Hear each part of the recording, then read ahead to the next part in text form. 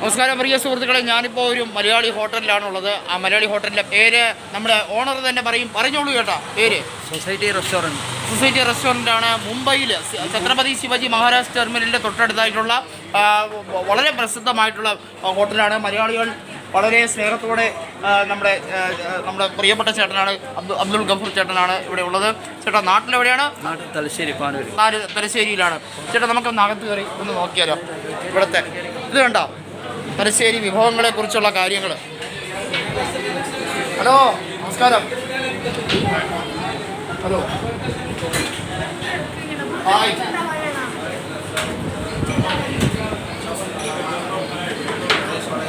നാട്ടിലെവിടെയാണ്?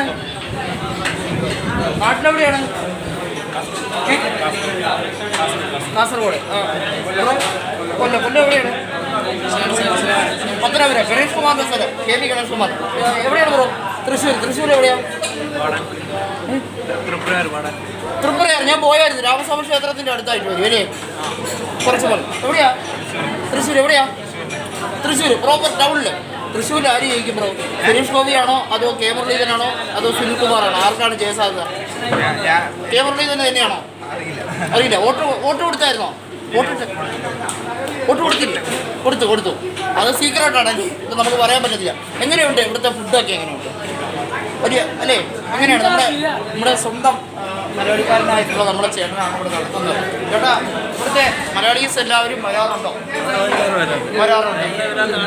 നാട്ടിൽ നിന്നൊക്കെ വരുന്ന അത്യാവശ്യം പോപ്പുലർ ആയിട്ടുള്ളവരൊക്കെ ഇവിടെ വരാറുണ്ട്.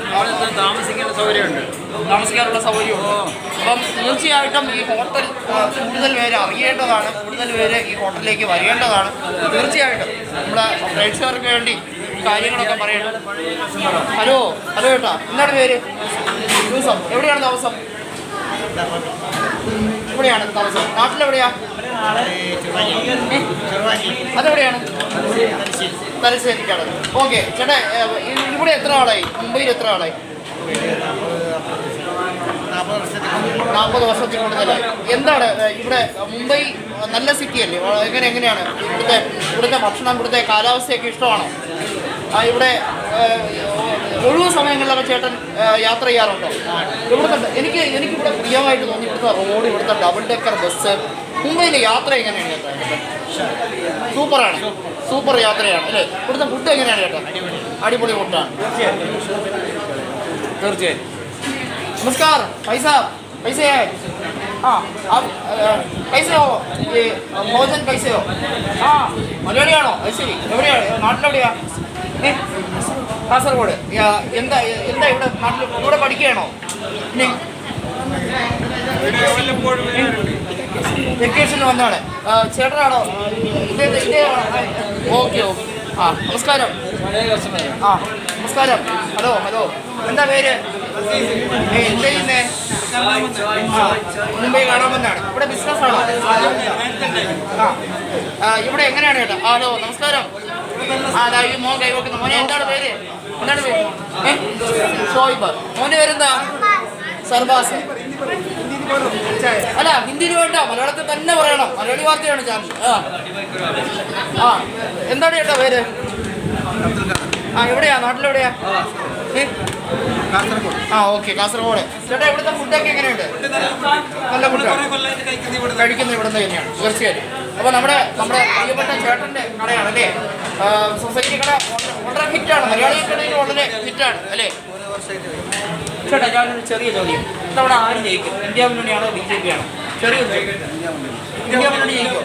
എത്ര സീറ്റ് വരെ കിട്ടും? 270 കിട്ടും. പക്ഷേ ഈ മോൻ പറയുന്നത് BJP ജയിക്കുമെന്ന്. മോനെ, BJP ജയിക്കുമോ? ഇല്ല, പക്ഷേ ചേട്ടൻ പറയുന്നത് ഇന്ത്യ മുന്നണി ജയിക്കുമെന്ന്, മോൻ പറയുന്നത് BJP. അപ്പോൾ മോൻ വലുതാകുമ്പോൾ BJP ആവോ? BJPയിലേക്ക് പോവോ? അല്ലേ? ഇന്നത്തെ കോൺഗ്രസ് നാളത്തെ BJP എന്ന് പറയുന്നത് ശരിയാണോ? അതോ ഇന്നലത്തെ കോൺഗ്രസ് ആണോ നാളത്തെ BJP?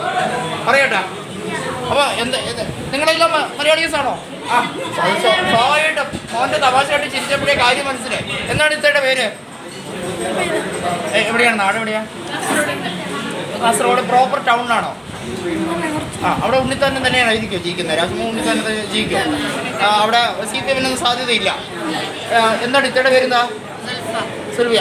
സെയിം കാസർഗോഡ് തന്നെ. ഞാൻ ഇലക്ഷൻ കവറേജിൽ വന്നപ്പോൾ അവിടെ എല്ലാവർക്കും ഒരു ഉണ്ണിത്താനം ഭയങ്കര മതിപ്പാണ്. കാരണം കഴിഞ്ഞ തവണ ജയിക്കുമെന്ന് മുമ്പ് ഒരു പ്രതീക്ഷിച്ചതൊന്നുമല്ല.